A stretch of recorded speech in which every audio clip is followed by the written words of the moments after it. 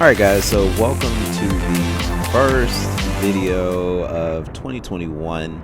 I wanted to do this in 2020, but I had some other projects that I'm working on, things that I'm trying to get better at so I can make better videos.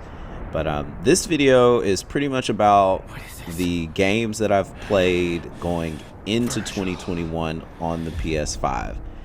The first one I wanted to talk about is Devil May Cry 5 Special Edition, and the reason this is number one is it's the first game that I played on the PS5, and like I played Devil May Cry 5 the original. This one overall I was excited about because you had the ability to play as Virgil, which is Dante's brother, for those of you who have not followed up with Devil May Cry over the years. But yeah, I remember there was a Sony event and they were doing the last bits of information dealing with the system, talking about, you know, the price point and pre-orders. And I remember them showing this trailer and they had like Bury the Light to start off, and it was just freaking hype. And I said I have to get that game. So I remember the day before my PS5 was being delivered, I went ahead and pre-ordered it, did all that stuff, and when it got here, that was the first game I played. Playing as Virgil, I mean, he's a standalone character. He doesn't feel like a clone. You pretty much play the entire game as Virgil, just with no help like you would in the original Devil May Cry 5. So in Devil May Cry 5, again, for those of you who haven't played it, there's 3 characters, and there are missions where different characters will come in and help you, and that's kind of a multiplayer aspect that they threw in. And so like you could rate the other player, how well they did. So they don't directly help you as far as like a normal multiplayer, but they're there. When you play as Virgil, you don't have those moments, and they throw out the cutscenes. There's like 2 cutscenes for Virgil, so I mean, it's its own deal. As far as the other improvements, there's a huge graphics improvement from my perspective. I'm not super technical with the numbers, but I did notice a difference playing on PS5. And yeah, just overall it was cool, great experience. I enjoyed the game. I haven't completely platinumed it or anything. I'm working on that right now, but yeah, definitely recommend it if you guys get the chance. I definitely get this one since it's basically the definitive edition. So if you get a chance, definitely pick up Devil May Cry 5 Special Edition.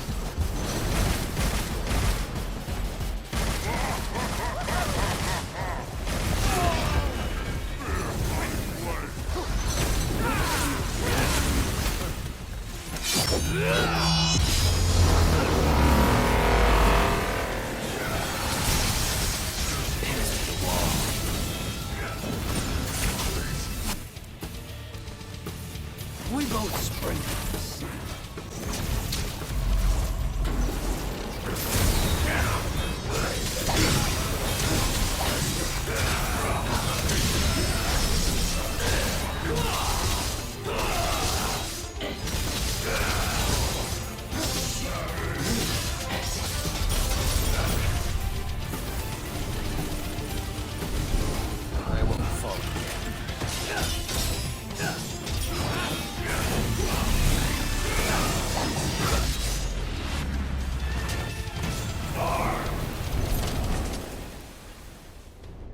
So the next game on the list is Spider-Man Miles Morales. Now, this was the first official PS5 game that I played, and just right off the bat, it draws you in with the adaptive triggers. I mean, the scene you're looking at right now, I remember just smiling because you could feel the clicks and the bumps in the train as if like you were actually there. So that really sold me on the adaptive triggers, because for those of you who kept up with the PS5 and the marketing and all that, you would hear about what the adaptive triggers could do and how it's supposed to be one of the selling points. For me, it was a concept that I understood, like if you're pulling back a bow, you feel the tension, stuff like that. But it really didn't click with me until I played the game and saw just how much they put into it.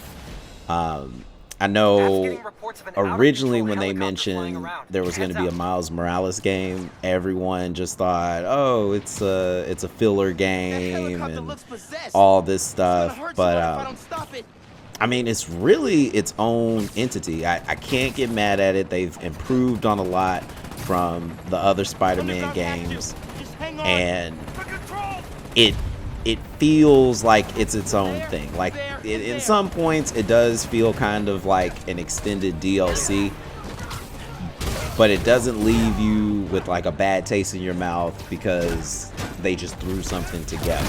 You know, it feels like it could be a Spider-Man 2. And I guess the bright side is there will be another Spider-Man game after this, so who knows, maybe they'll have Miles and Peter Parker team up in a full-on game. Who knows? But like I said, overall, great game. I had a lot of fun playing it, and if you get a chance, you know, definitely pick it up. Lots of cinematic moments and just a lot of bang for your buck. I did not pick up the combo pack, which I believe had a remake of the original Spider-Man game. Not original, but the new one for PS4. I didn't pick that up because I heard it was bricking PS5s and stuff like that. And plus I played the original, so I didn't really care to play through it again. But yeah, overall, great game. Fell in love with web swinging that day. Next up, we have Bugsnax. Now, I made fun of this game when they showcased it originally. I believe it was at E3, and I just remember calling my friends like, did you see that Bugsnax game? And while I'm thinking about it, it was not E3. It was actually a PlayStation event earlier on. But playing through the game, I mean, I don't know how to explain it exactly. I got Pokemon vibes because you're catching these food, animal, insect things. I guess I'm gonna say food insects, and the people in the world eat them, and parts of their bodies transform into that thing. And for some reason, they get into it. I don't know. You go and you catch these for their dark masters so they can eat them and transform. I don't know. It's weird. I don't know who came up with the concept, but it's a thing. Originally, now I did give the game a chance. I played like maybe 20 hours or so. I've done a few missions. I have not beaten the game, but it was free for PSN.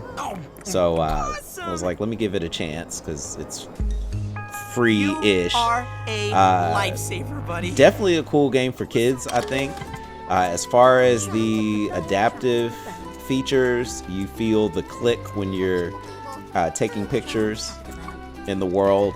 And I mean, that's pretty much it. You just run around helping people, doing interviews, capturing the Bugsnax, and you know, bringing those to people so they could eat them and transform. That's pretty much it. Not necessarily for me. I had a little fun with it, but you know, again, it's probably for other people. I wouldn't have come back if I knew you were here. That's so. Well, I ain't about to leave now. Oh yeah? Me? Then I reckon we're neighbors. I got my eye on you. You best keep your eyes on your snacks. Seems like... So I would like to think that Godfall happened after that feud scene you just saw in Bugsnax. In the end, and Godsnax. Godfall happens to be the fourth game that I played on the PS5. I wanted to pick this up mainly because it was one of the first titles I heard about for the PS5, and I remember when the PS4 came out, I picked up Killzone, one because I'm a Killzone fan, and two, it was one of the only launch games you could play. So for this, I said I'm going all in. Plus, I like the idea of just a weapons-based game without shooting. Overall, I don't really want to talk bad about Godfall. I had fun with it. The story was alright. Was the better warrior It wasn't what I thought it was going to be. Gameplay wise, you know, I feel like there are things they could improve on. I did feel better about the game going into it. I think the week before it released, when the developers had kind of a sit down and they went into more of the mechanics of the game, because beforehand all you really heard was, you know, you use swords, you have these characters that you build up, and it's sword combat, and that's it. That's really all I heard. Now I'm pretty sure other people did their research, but when they had this developer sit down, they talked about a lot of the in-game stuff and the mechanics of growing your character. When I heard about it, it made it seem more like an action game mixed with I was gonna say a dungeon crawler, like Hades. You know, you go in and yeah, I'm sure you guys know the name, and it's gonna come to me before I finish the video. But Rogue, there we go. See, a rogue game. So you go in, you're gonna see it a little bit later, but your skill trees vary and they connect with each, I was about to say Warframe, each armor that you use in Godfall. So there's a lot that goes into the underlying mechanics. I mean, they stuck to their word. You only use a sword or a physical weapon. You don't have a ranged weapon other than your shield, and even when you use your shield, Captain America style, you can't spam it like you would a gun or something like that. So I mean, it's interesting. There's some finesse that's in there when you're playing. I personally don't like the fact that it's just straight online for the most part, because that gave me Destiny vibes. But like you're seeing right here, going back to the roguelike thing, you basically have like 125 skills that you can unlock. I forget what the max level is. I think it's like 50 or something like that, but you could always go back and reset your skill parameters and just change it around. So depending on the armor piece you use, you can go and adjust your skills to maximize that piece of armor. So there's a lot you could do with it. And you guys are going to hear me say that, you know, there's a lot here. That I'm not trying to be overly optimistic about the game. His lieutenants isn't enough. But I will be honest, when I enjoy them, I just don't want to have extreme bias. But I think Godfall was cool. If it goes on sale, pick it up. I would not pay full price again to get the game. And I think right now they have it on sale on PSN for like $40. So, you know, definitely get it at that price. For the maximum, I wouldn't, but that's just me personally. I enjoy the game, wouldn't pay maximum price again.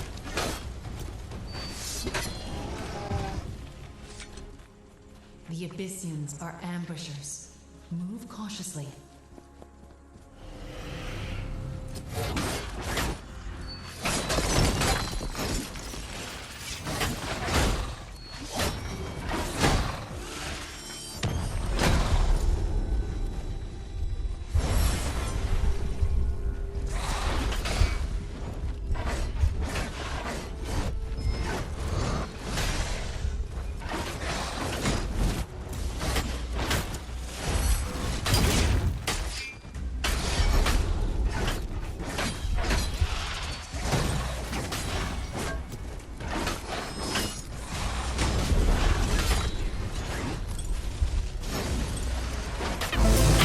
Alright, so the next game on our list is the last one, but not...